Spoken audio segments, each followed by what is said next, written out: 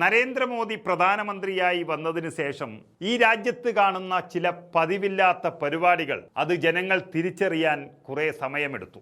പറഞ്ഞു വരുന്നത്, അദ്ദേഹം തൻ്റെ രാഷ്ട്രീയ തന്ത്രജ്ഞതയിൽ കാണിച്ച ചില കാര്യങ്ങൾ, അതായത് ചെങ്കോട്ടയുടെ കോട്ടകൊത്തളങ്ങളിൽ തീർക്കുന്ന ചില കാഴ്ചകൾ, ചില പ്രഖ്യാപനങ്ങൾ, അതൊക്കെ ഇപ്പോൾ വലിയ തട്ടിപ്പുകളായി ജനങ്ങൾ തിരിച്ചറിയുകയാണ്.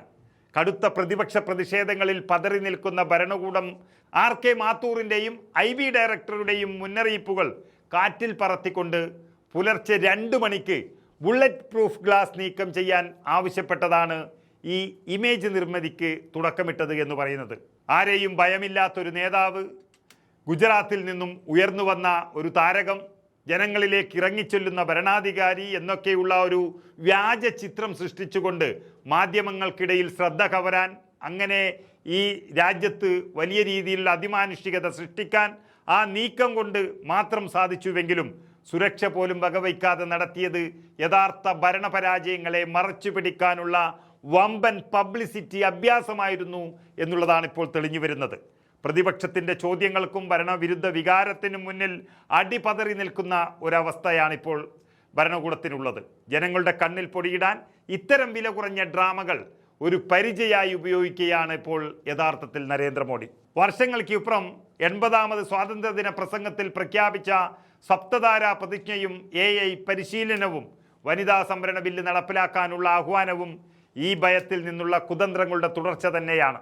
രാഹുൽ ഗാന്ധിയും ഇന്ത്യ സഖ്യവും ഈ രാജ്യത്തെ കടുത്ത തൊഴിലില്ലായ്മയും സാമ്പത്തിക തകർച്ചയും ഭരണഘടനാ തകർച്ചയും ഉന്നയിച്ചുകൊണ്ട് സർക്കാരിനെ പ്രതിരോധത്തിലാക്കുമ്പോൾ അതിൽ നിന്ന് രക്ഷപ്പെടാനാണ് 1 കോടി യുവാക്കൾക്ക് AI പരിശീലനം സൗജന്യമായി നൽകുന്നത് എന്ന് പറയുന്നത്.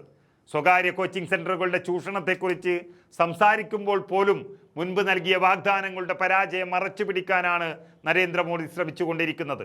വനിതാ സംവരണത്തിൻ്റെ ക്രെഡിറ്റ് പ്രതിപക്ഷത്തിന് നൽകാമെന്ന് പറയുമ്പോഴും വരാനിരിക്കുന്ന തെരഞ്ഞെടുപ്പുകളിൽ വനിതാ വോട്ടർമാരെ കയ്യിലെടുക്കാനും OBC സംവരണ വിഷയത്തിൽ പ്രതിപക്ഷം ഉന്നയിക്കുന്ന ചോദ്യങ്ങളുടെ മുനയൊടിക്കാനുമുള്ള രാഷ്ട്രീയ തന്ത്രം കൂടിയാണിത്.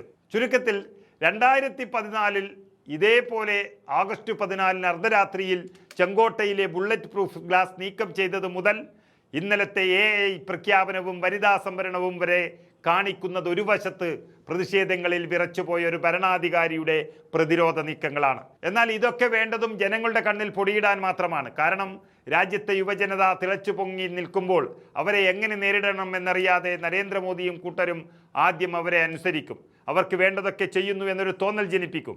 എന്നാൽ അങ്ങനെയല്ല കഥ. ഇതൊക്കെ ഒരു കണ്ണിൽ പൊടിയിടൽ മാത്രം. RSSൻ്റെ അജണ്ടയ്ക്ക് നേർ വിപരീതമായ കാര്യങ്ങൾ ആണ് ജന്തർ മന്ദറിൽ കണ്ടത്.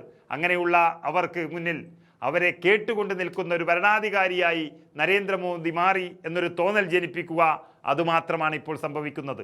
ഈ പുകലുകളൊക്കെ അടങ്ങുമ്പോൾ BJP വീണ്ടും അവരുടെ അജണ്ടകളിലേക്ക് തന്നെ മാറിപ്പോകും. അതുകൊണ്ടാണ് വൻതുക മുടക്കിയുള്ള ക്യാമറ കണ്ണുകൾക്കും PR അഭ്യാസങ്ങൾക്കും പിന്നിൽ യഥാർത്ഥ ജനകീയ പ്രശ്നങ്ങളെ ഒളിപ്പിക്കാൻ നോക്കുമ്പോൾ ഇത്തരം ജനപ്രിയ പ്രഖ്യാപനങ്ങൾക്കും ഇമേജ് നിർമ്മിതികൾക്കും പിന്നിലെ യഥാർത്ഥ രാഷ്ട്രീയ കുതന്ത്രങ്ങൾ ജനങ്ങൾ തിരിച്ചറിയുന്നത്.